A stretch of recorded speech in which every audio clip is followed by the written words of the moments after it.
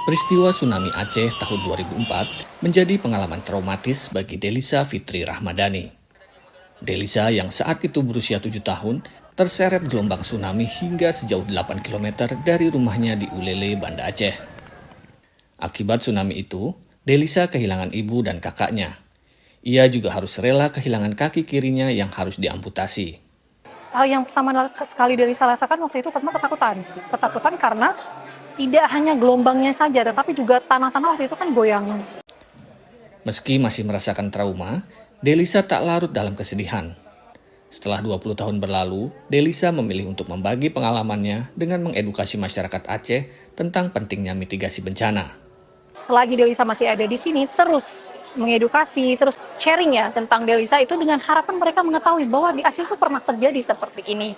Minimal ketika ada bencana, mereka sudah akan berpikir dengan keluarga, kalau nantinya ada bencana apapun itu, kira-kira kita buat titik temu di mana, apa yang barang yang harus kita bawa, minimal itu saja dulu ya.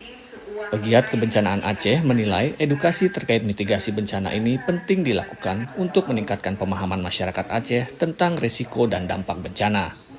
Karena selama ini, upaya-upaya edukasi dan sosialisasi terkait mitigasi bencana di Aceh masih dirasa kurang. Sampai saat ini Aceh itu tidak punya kurikulum tentang kebencanaan. Di sekolah-sekolah itu kita tidak punya. Bayangkan sudah 20 tahun.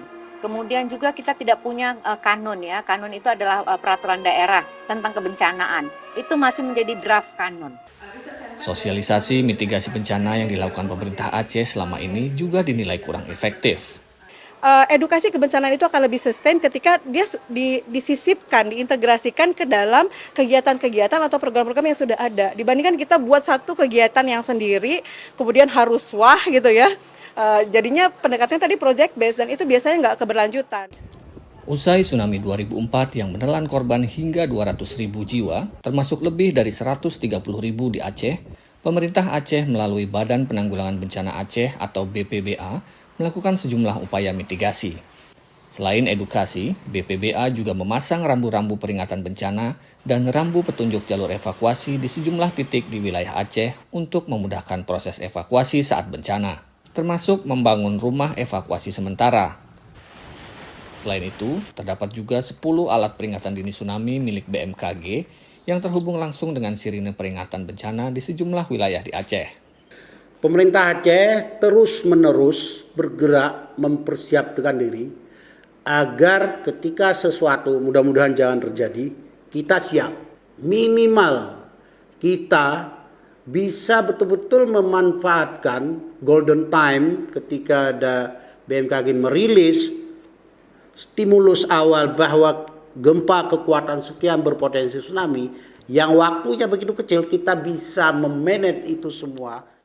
Menurut BPBA, kapasitas Aceh dalam menghadapi bencana saat ini masih berada pada level 2 dari maksimal level 5, yang artinya masih di bawah level ideal. Delisa berharap setelah 20 tahun peristiwa tsunami ini, dengan meratanya edukasi, pemerintah dan masyarakat Aceh dapat memitigasi resiko bencana yang bisa terjadi kapan saja. Dari Banda Aceh, Ahadian Utama, Anugrah Andriansyah, Hafiz Sahadewa, dan tim VOA.